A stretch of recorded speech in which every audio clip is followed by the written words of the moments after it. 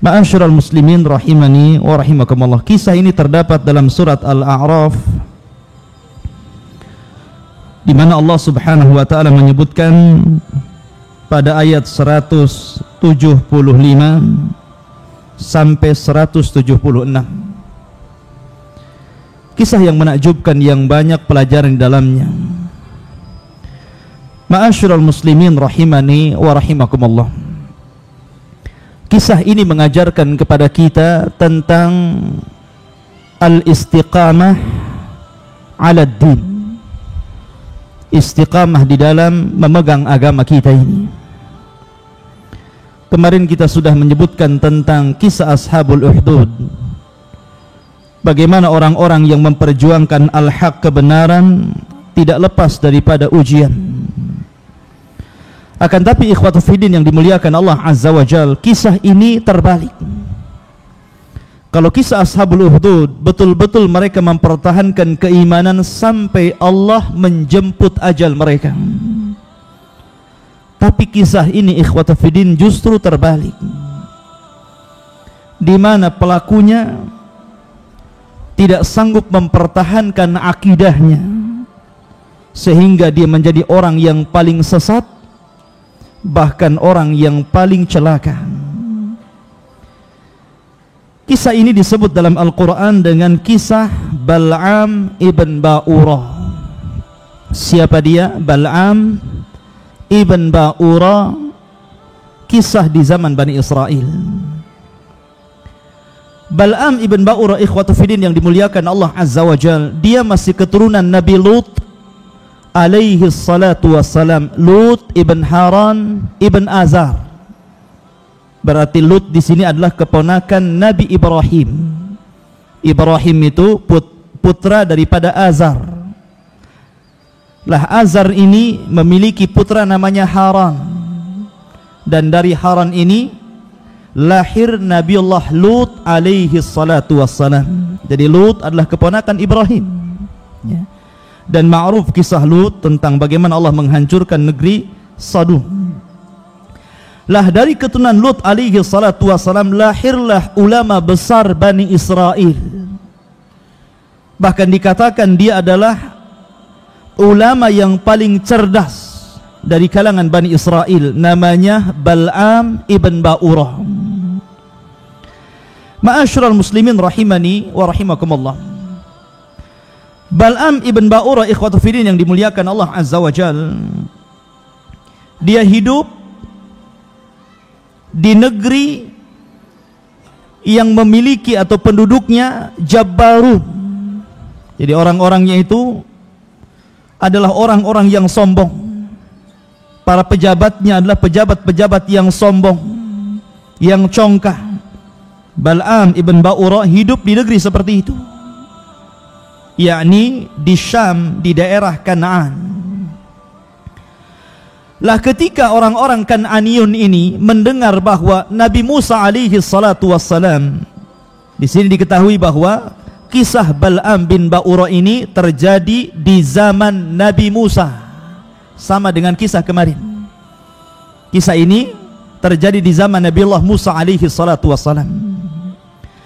Ketika Nabi Musa alaihi salatu wassalam berhasil mengeluarkan Bani Israel dari cengkraman kabilah Qibti atau kaum Qibti, kaumnya Fir'aun, dengan membawa mereka dari Mesir menuju Palestina, akhirnya mereka singgah di negeri Kan'an ini dengan membawa seluruh pasukan Bani Israel. Orang-orang Kan'aniyun, terutama para pejabatnya, orang-orang Jabbarun, mereka khawatir kalau kedatangan Nabi Musa alaihi salatu wassalam ke negerinya itu akan membuat kerusakan atau akan menjajah mereka. Mereka tidak tahu bahwa Nabi Musa tidak seperti itu, dia seorang nabi. Tapi kekhawatiran ikhwatu fiddin biasa para pejabat, para pemimpin yang zalim, ketika datang orang baik, tentu mereka khawatir.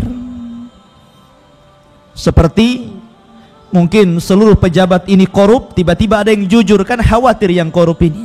Seperti itu mungkin gambarannya.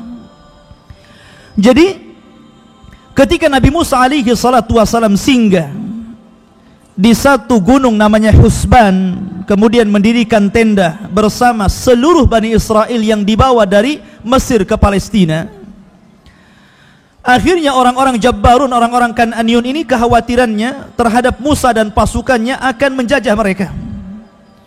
Maka mereka kemudian mendatangi Bal'am ibn Ba'urah. Dan ketika itu Bal'am adalah alim min ulama Bani Israel, seorang ulama yang sangat cerdas di sekian banyak ulama Bani Israel. Bahkan dia keturunan Nabi Lut alaihi salatu wassalam. Dan Allah subhanahu wa ta'ala berikan ilmu yang luas kepada Bal'am sampai dia mengetahui tentang al-asma al-a'zam, nama-nama yang utama bagi Allah subhanahu wa ta'ala. Jadi dia mengetahui rahasia nama-nama Allah yang paling agung. Dan menurut ahli sunnah wal jamaah, menurut kita umat Islam dan ahli sunnah, bahwa ismul a'zam, nama Allah yang paling agung adalah Allah.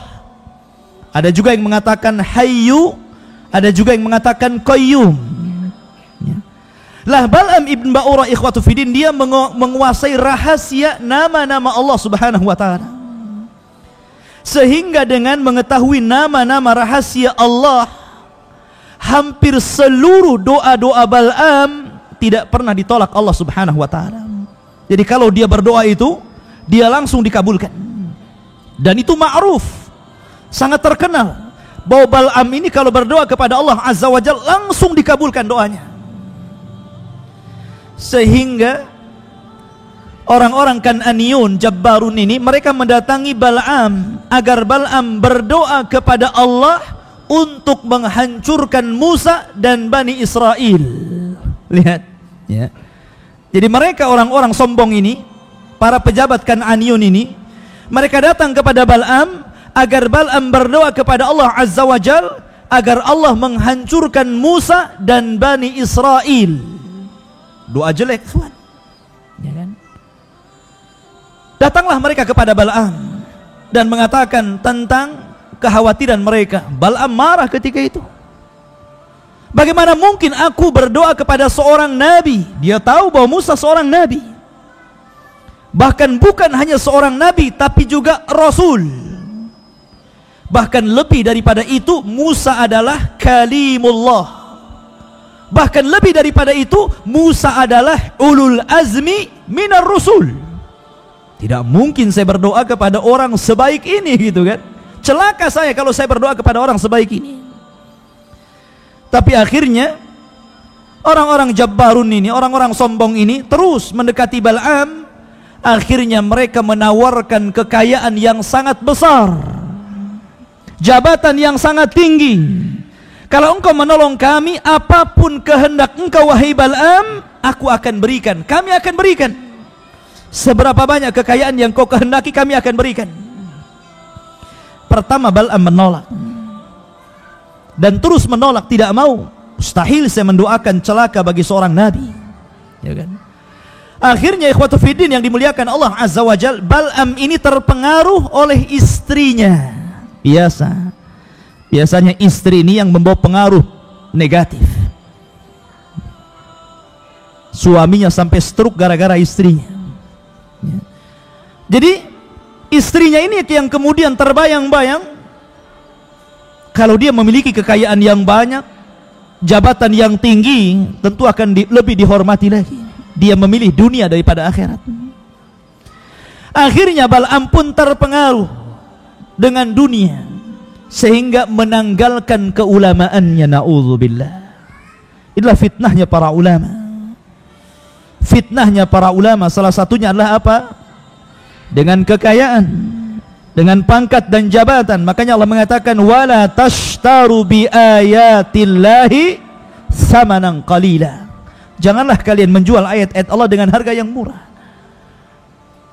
Akhirnya ikhwatu fiddin yang dimuliakan Allah azza wa jal, Bal'am pun membawa pasukan ke gunung Husban, di mana gunung ini terbentang panjang sampai kepada kemahnya Musa dan Bani Israel.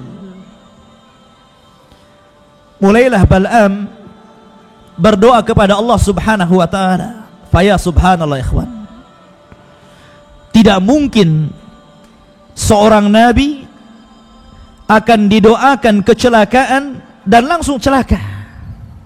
Tidak mungkin.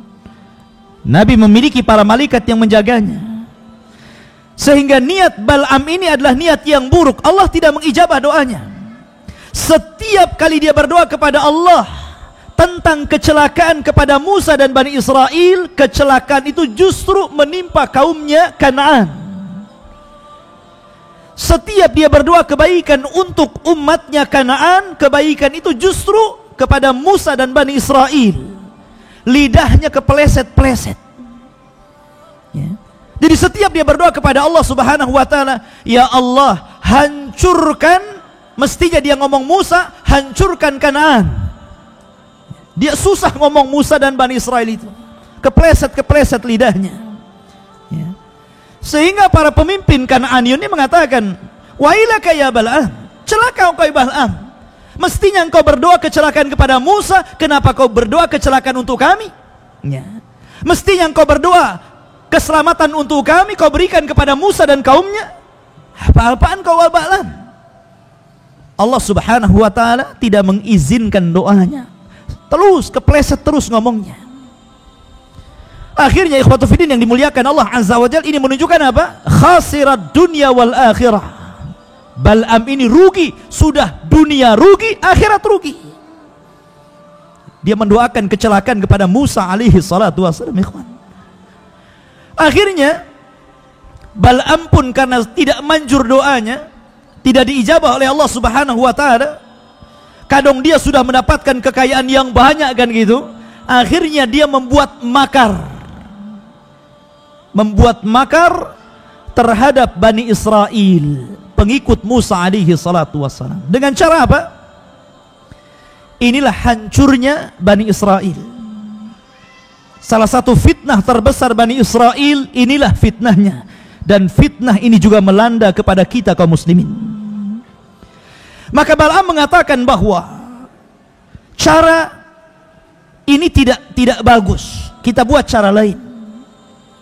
Apa caranya?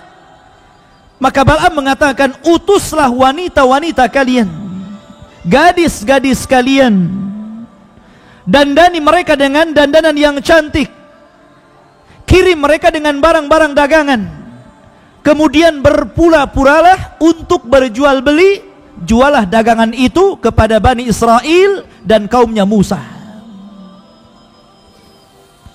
Syaitan, ikhwan, ketika dia tidak bisa menggoda dengan cara yang lain, pasti ujung-ujungnya dengan cara perempuan.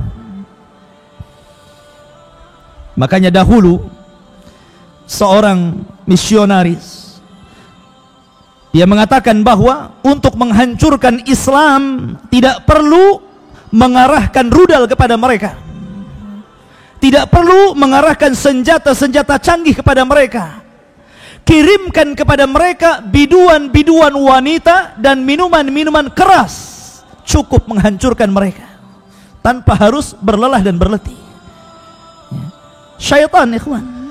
Akhirnya perempuan-perempuan Kan'aniyun ini diutus oleh Bal'am ibn Ba'ura untuk menggoda Bani Israel.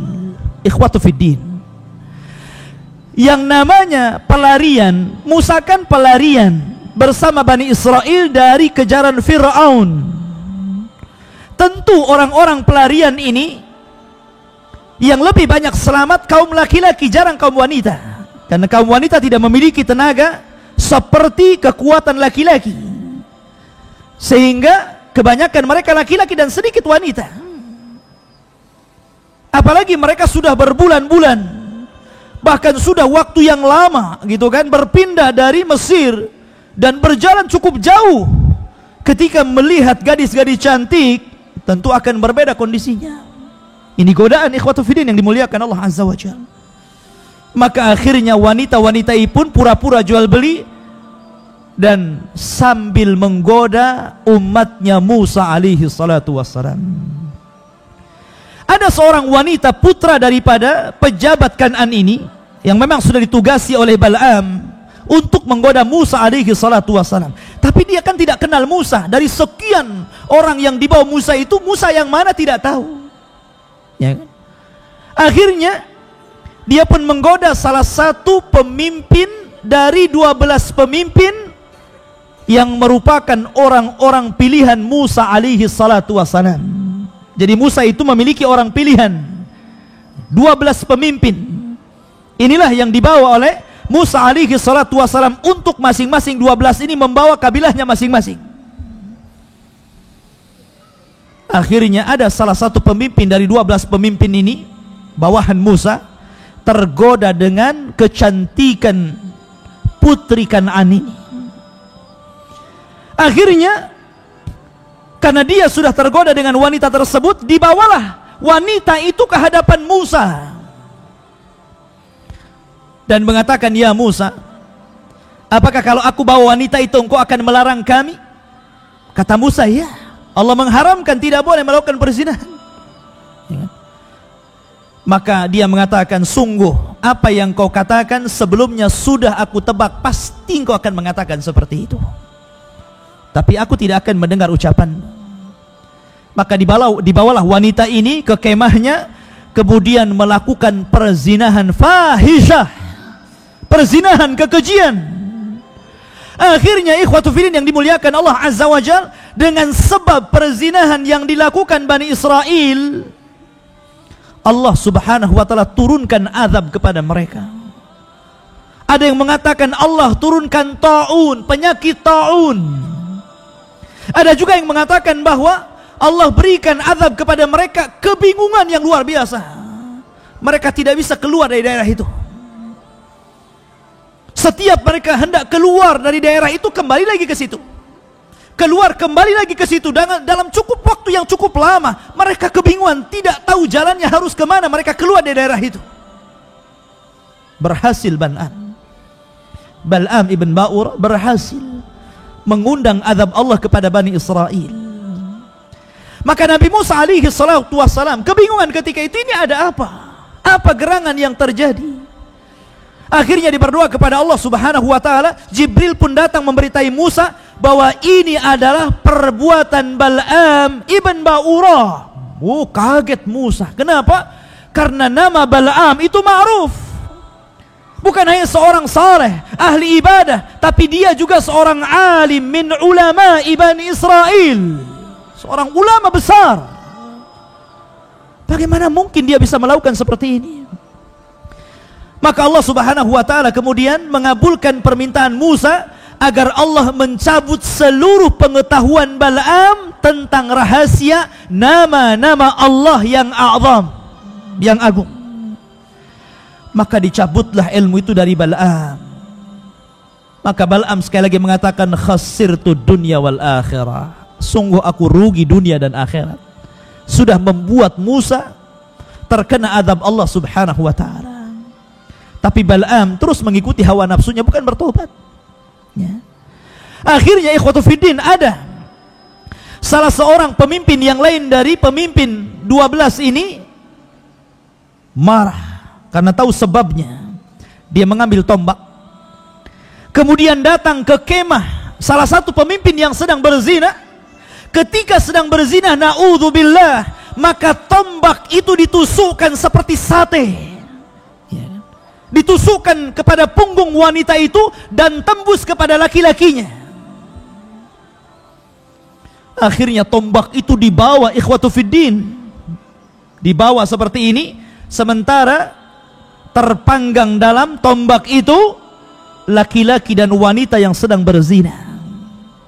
Keluarlah dari tenda, kemudian diarahkan tombak ini ke langit dan mengatakan, hakadha naf'alu biman asak. Inilah yang kami harus lakukan kepada orang-orang yang telah bermaksiat kepadamu ya Rabb. Akhirnya Allah Subhanahu wa taala dengan kejadian itu menghilangkan azabnya, membuka tabir rahasia kebingungan, mengangkat penyakit taun, dan mereka terbebas dari azab Allah Subhanahu wa taala. Di sinilah Allah Subhanahu wa taala menceritakan dalam surat Al-A'raf Allah Subhanahu wa taala berfirman, "Watslu 'alaihim." Bacakan kepada mereka wahai Muhammad. Bacakan kepada mereka wahai Muhammad umatmu, naba alladzina atainahu ayatina, tentang seorang laki-laki yang kami berikan kepadanya tanda-tanda kuasa Allah yang luar biasa. Dialah Bal'am ibn Ba'urah. Fansalakha minha, tiba-tiba dia insalah. Insalah ini bahasa Arab yang biasa digunakan untuk binatang yang suka mengganti kulitnya. Binatang apa itu? Ular. Ular itu kan biasa mengganti kulit. Kulit yang lama ditinggalkan, datang kulit baru. Itulah insalah. Fansalakha minha, tiba-tiba orang ini, maksudnya Bal'am bin Ba'urah, menanggalkan pakaian keulamaannya, menanggalkan pakaian kesolehannya, menanggalkan pakaian ahli ibadahnya. Fansalakha minha, menjadi orang yang paling buruk. Fa'atba'ahu syaitan, kemudian setan ikut dia. Biasanya kita ikut setan, ini setan ikut dia, bayangkan. Fa'atba'ahu syaitan, setan ikut dia. Kemudian fakana minal ghawin, jadilah Bal'am menjadi orang yang paling sesat, ikhwan. Na'udzubillah. Dahulu di Riyadh, Saudi Arabia, ada orang namanya Abdullah Al-Qasimi. Abdullah Al-Qasimi, Masya Allah. Pujian para ulama mengalir kepada ulama ini, Abdullah Al-Qasimi. Ketika dia belajar di Mesir sehingga menjadi seorang alim besar, dan dilihatnya Mesir banyak orang-orang yang mereka melakukan kesyirikan kepada Allah Azza wa Jalla, penyimpangan dalam sunnah Rasul, maka mulailah Abdullah Al-Qasimi ini mengarang kitab, dan karangannya luar biasa, membantah kesyirikan, membantah penyelisihan terhadap sunnah Rasul, membantah penyimpangan-penyimpangan firqah-firqah sesat. Sampai kitabnya yang dikarang di Mesir ini sampai kepada Hijaz, dan dipuji para ulama besar karyanya. Saking hebatnya Abdullah Al-Qasim ini membantah kelompok-kelompok sesat, karena dia mengikuti akidahnya Syekh Muhammad bin Abdul Wahhab, akidah tauhid, tauhidul khalis, akidah tauhid yang sangat murni sekali. Akhirnya sampai suatu ketika Abdullah Al-Qasim ini mengarang satu kitab namanya Aghlal, dan isi kitab ini subhanallah menghapus seluruh kitab yang pernah dikaryanya, karena isi kitab ini penuh dengan ilhad, penyimpangan-penyimpangan, kekufuran kepada Allah. Dia membantah Allah dalam kitab ini, dia menghina Rasul, dia menghina Al-Quran, dan mengagungkan akal daripada Al-Quran dan sunnah Rasul. Subhanallah ikhwan, ulama besar ya. Persis seperti Bal'am, fansalakha minha, dia tanggalkan keulamaannya. Dia mengarang kitab yang membela orang-orang kafir. Hidayah ikhwan, hidayah itu milik Allah, bukan milik kita. Terkadang kita punya kawan ya, yang tadinya ahli salat, ahli puasa, rajin di majlis ta'lim, tiba-tiba hari ini dia menjadi preman, ketua geng. Terkadang dia jauh dari masjid, bahkan menjadi orang yang paling jahat. Terkadang seperti itu kita melihat manusia yang seperti itu. Makanya Rasul senantiasa berdoa, ya muqallibal qulub, tsabbit qalbi ala dinik. Wahai zat yang membolak-balikan hati manusia, tetapkan hatiku di atas ketaatan kepadamu, tetapkan hatiku di atas agamamu. Karena terkadang yusbih mu'min wa yumsi kafir. Terkadang orang paginya mukmin, malamnya sudah kafir. Hidayah, hidayah milik Allah. Kemudian Allah katakan, walau syi'na, kalau kami berkehendak, kata Allah, la rafa'nahu biha, kami akan angkat derajat Bal'am ini. Dia sudah jadi ulama, kalau Allah mau, Allah angkat derajatnya. Tetapi walakinnahu akhlada ilal ar, tapi Bal'am ini lebih cenderung kepada dunia daripada akhirat. Akhirnya wattaba'a hawa. Dia pun mengikuti hawa nafsu. Perhatikan bagaimana Allah Subhanahu wa taala mempermisalkan Bal'am dalam Al-Qur'an dengan permisalan yang sangat buruk sekali. Apa permisalannya? Allah lanjutkan firman-Nya, "Famathaluhu kamathalil kalbi." Permisalan Bal'am persis seperti anjing. Lihat bagaimana Allah Subhanahu wa taala mempermisalkan Bal'am seperti anjing. Terkadang Allah mempermisalkan orang itu dengan binatang. Seperti ketika Allah menyindir orang-orang Yahudi yang mereka membaca Taurat tapi tidak pernah mengamalkan Taurat. Maka Allah mengatakan, "Matsalul ladzina hummilut Taurat kamatsalil himari yahmiluna asfara." Permisalan orang-orang yang mereka membaca Taurat Yahudi tapi tidak pernah mengamalkannya, maka mereka seperti khimar, seperti keledai yang di punggungnya membawa kitab Taurat yang sangat banyak. Keledai nggak paham apa yang di atas punggungnya. Keledai nggak bisa baca, nggak paham apa yang di bawahnya. Makanya mereka maghdub. Allah katakan maghdub. Mereka dilaknat, dibenci karena punya ilmu tapi tidak diamalkan. Makanya Allah Subhanahu wa taala di dalam Al-Quran ini membuat sebuah pelajaran hebat kepada kita tentang wajibnya istiqamah, mempertahankan istiqamah di atas sunnah Rasul.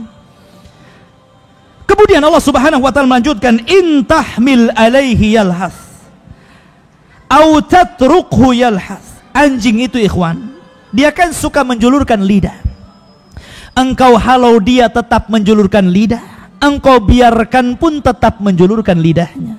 Artinya apa? A'angdzartahum am lang tungzirhum la yu'minun. Kau berikan peringatan kepada mereka ataupun tidak, tetap tidak beriman mereka itu.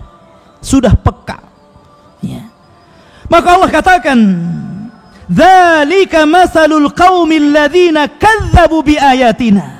Begitulah Allah berikan permisalan kepada hamba-hamba yang mendustakan ayat-ayat kami. Faqsusil qasas. Allah tutup, maka ceritakan kisah-kisah ini. Supaya apa?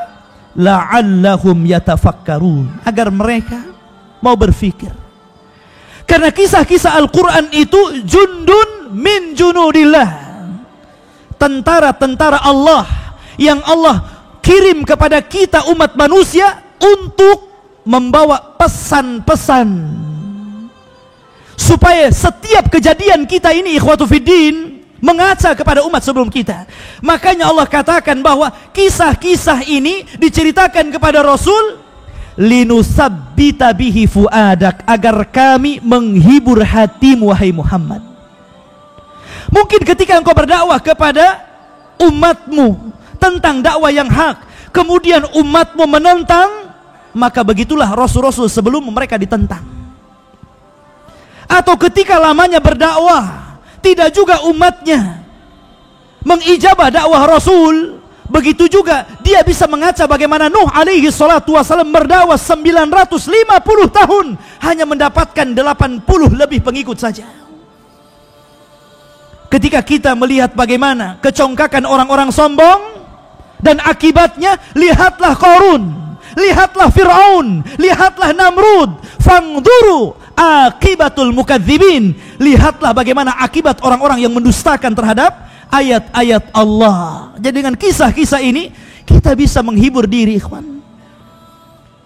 Mungkin di antara kita yang diuji ketika berdakwah, ditentang tetangganya, ditentang keluarganya. Bagaimana Nabi Ibrahim ditentang ayahnya, bagaimana Nuh ditentang istrinya, bagaimana Nabi Yusuf dicelakakan saudara-saudaranya, bagaimana Rasul kita Muhammad sallallahu alaihi wasallam ditentang paman-pamannya.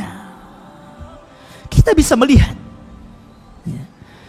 kisah-kisah itu. Makanya Allah katakan faqsusil qasasa la'allahum yatafakkarun. Kisahkan kisah ini supaya kalian bisa berfikir, bisa mengaca, memandang kisah-kisah itu dan membuat ibrah kepada kita. Walaupun mungkin ayat ini ikhwatu fiddin sebab turunnya berkisah tentang Bal'am al-ibratu bi umumi lafzi la bi khususis sabab. Bahwa sebuah pelajaran itu bukan karena khususnya ayat itu turun, tapi karena umumnya lafad. Lafad ini umum, mencakup kita semua. Maka berdoalah kepada Allah subhanahu wa ta'ala agar Allah senantiasa mengistiqomahkan kita. Memegang sunnah ini bukan mudah, memegang agama ini bukan mudah, mendakwahkan Quran ini bukan mudah. Karena Allah mengatakan, sanulki alaika kaulan tsaqila, kami akan lempar kepadamu perkataan yang sangat berat. Mendakwahkan dakwah Allah ini berat. Maka banyak tantangan, banyak ujian. Tapi beruntunglah orang-orang yang mereka sabar dan sabar di atas keterasingannya.